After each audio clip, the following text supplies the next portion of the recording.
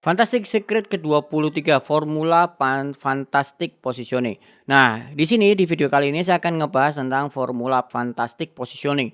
Apa sih rumusnya? Apa sih step by step-nya? Gimana cara menentukan positioning supaya kita bisa menemukan seperti deterjen untuk spesialis gamis, kemudian sabun kesehatan, sabun kecantikan, atau kita bisa ngebuat kayak kerupuk yang spesialis bakso. Nah, sebetulnya rumusnya apa sih gitu ya? Fantastic positioning. Baik, rumus positioning adalah seperti di Nemawe Canvas, teman-teman bisa cek di situ. Positioning ada di sini gitu. Nah, rumus dari fantastic positioning ini adalah market kategori, segmentasi dan unique value proposition. Hanya 3 ini aja Mas jadi rumus positioning. Ya, ketika kalian menemukan 3 hal ini, itu sama aja sudah menentukan positioning. Oke ya, clear ya. Nah, ketika hal ini detailnya gimana? Oke ya, saya kasih sebuah analogi yang biasanya ini saya gunakan untuk memudahkan teman-teman memahami konsep positioning secara utuh. Bayangkan nih, bayangkan kalau kalian ingin memancing. Kira-kira apa aja yang kalian ingin persiapkan sebelum memancing ya? Ketika kalian ingin mancing, bayangkan apa yang perlu Anda persiapkan ketika akan memancing?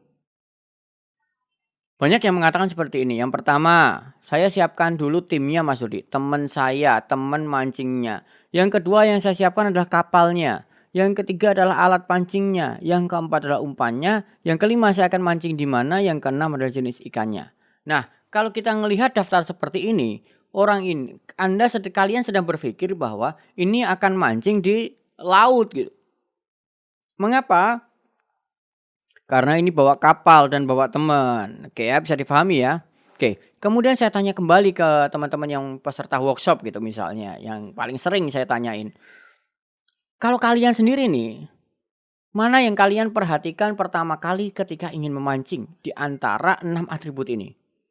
Yang pertama timnya, yang kedua kapalnya, yang ketiga alat pancingnya, yang ketiga umpannya, yang keempat umpannya, yang kelima adalah kolamnya, yang keenam adalah jenis ikannya.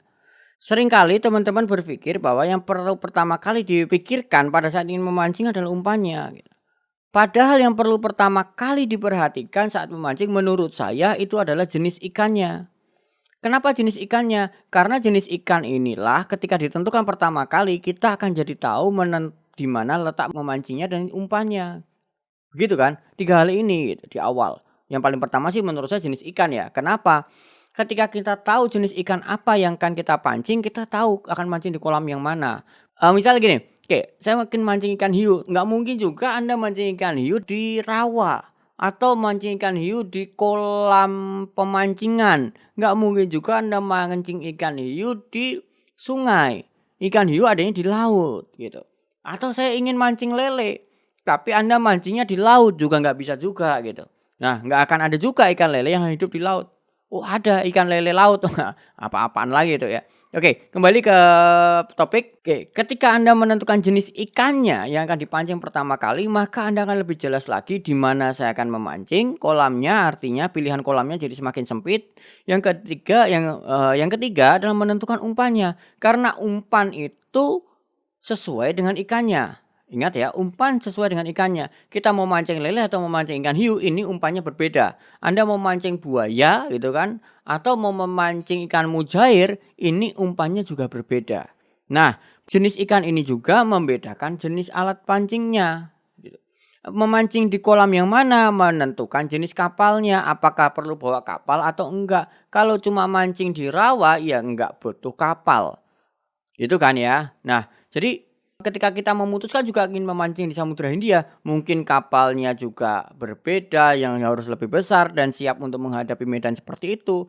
Timnya juga sama. Nah, ini ilustrasi yang sering saya gunakan ya. Contoh misalnya nih, oke, kita putuskan ya, oke, kita akan memancing lele gitu kata pemancing ini. Kita akan mancing lele. Oke, jenis ikannya sudah ditentukan di awal. Kemudian pilihannya di mana aja nih untuk bisa mancing lele. Pilihannya yang pertama adalah mancing di sungai, pilihan kedua mancing di rawa, pilihan ketiga adalah mancing di kolamnya tetangga gitu. Nah, ini ada 3 pilihan tempat memancing. Baik, kita tentukan dulu. Kita akan mancing ini di sungai. Oke ya, tentukan di sungai. Yang kedua setelah yang ketiga setelah menentukan tempatnya, yaitu kita akan menentukan apa umpannya. Nah, cara menentukan umpan gimana? Syaratnya ya, Anda waktu mau menentukan umpan, cara menentukan umpannya. Yang pertama, lebih enak dari 2 pemancing lain. Nah, ini syarat ya.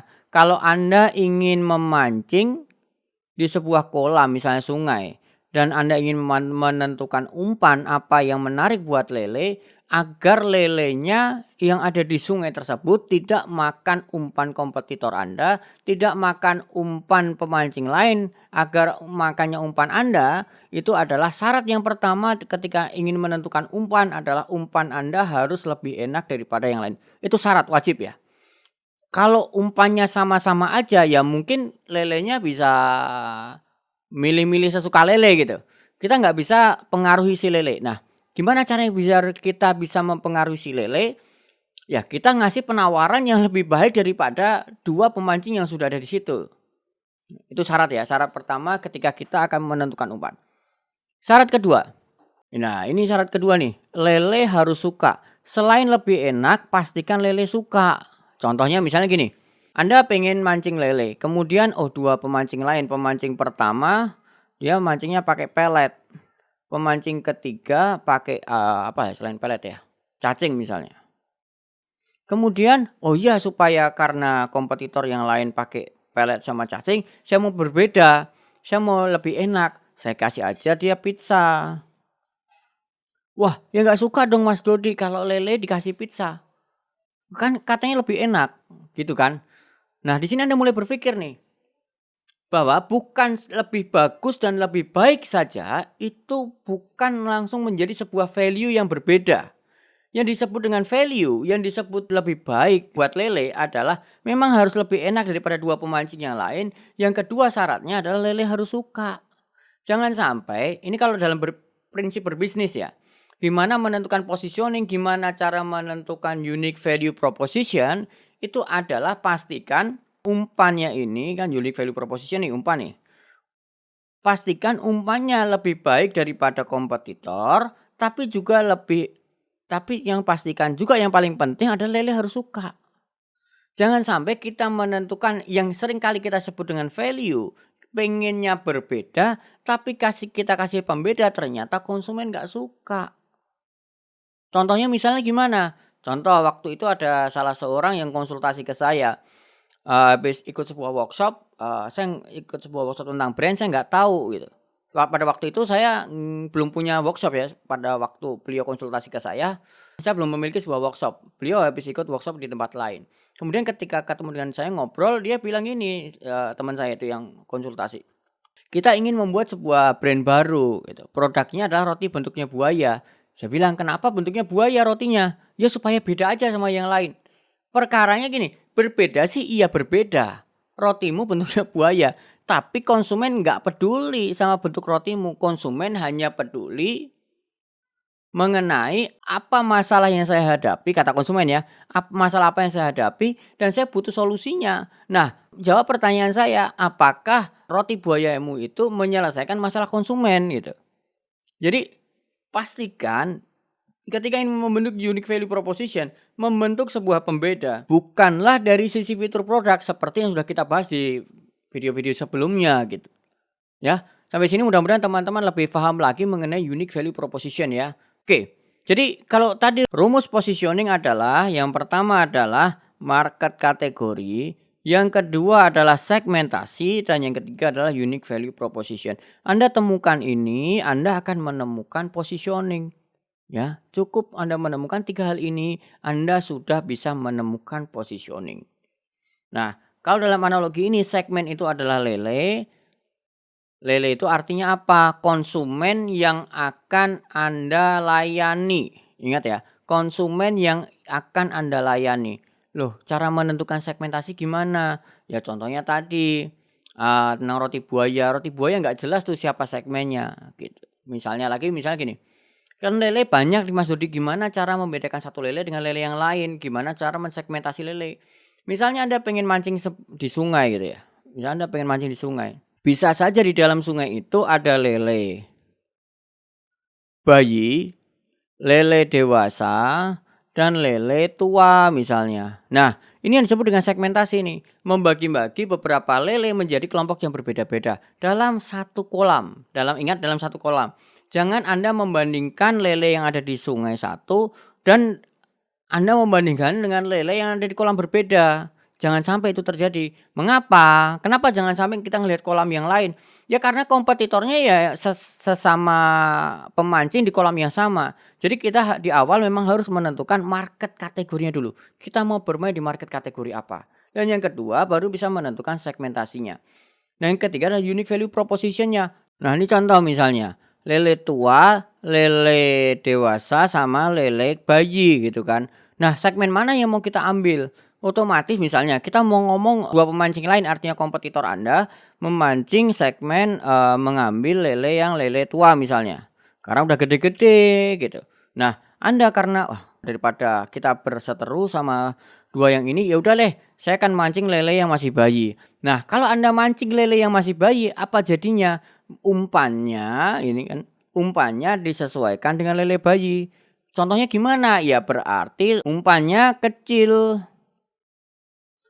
Ya supaya apa? Supaya masuk di mulut lele. Nah, di sini teman-teman ya, esensi tentang positioning. Positioning itu apa? Rumusnya market kategori, segmentasi, dan unique value proposition. Nah, inti dari video ini di segmen ini adalah mudah-mudahan teman-teman mulai paham bagaimana mencari yang namanya unique value proposition. Unique value proposition ditentukan dari market kategorinya, kemudian segmentasinya dibagi-bagi dulu pasarnya yang ada di kolam yang sama. Setelah itu baru kita cek kompetitor yang ada di market kategori yang sama, artinya pemancing lain yang berada di kolam yang sama, mereka memancing menggunakan unique value proposition apa? Mereka memancing menggunakan umpan apa? Nah, umpan saya ini harus berbeda dengan umpan yang pemancing yang sudah ada di kolam tersebut. Nah, itu teman-teman esensi dari positioning. Nah, jadi ini rumus positioning teman-teman bisa lihat di Nemawe Canvas. Rumus positioning adalah market kategori ditambah segmentation dan unique value proposition. Nah, ini saya nggak bisa jelasin satu persatu. Kenapa? Karena ini detailnya luar biasa banyaknya ya. Nah, nanti teman-teman kalau pengen belajar tentang positioning lebih jauh, ikuti e-course saya Magic Positioning. Ya, Magic Positioning. Itu hanya ngebahas fokus tentang positioning aja ya. Magic Positioning hanya ngebahas fokus tentang positioning. Kalau Fantastic Brand ini mengcapture keseluruhan dari mulai dari brand itu dilahirkan sampai brand itu jadi loyal. Keseluruhan ya, berbeda. Beda objektif. Ingat, kalau Anda pengen belajar tentang positioning, ikut e-course Magic Positioning. Kalau Anda ingin tahu ruang lingkup brand secara holistik dari mulai brand itu dilahirkan sampai brand itu loyal, ya itu adanya di e-course ini yaitu Fantastic Brand. Oke, demikian di video kali ini. Sampai ketemu di video berikutnya.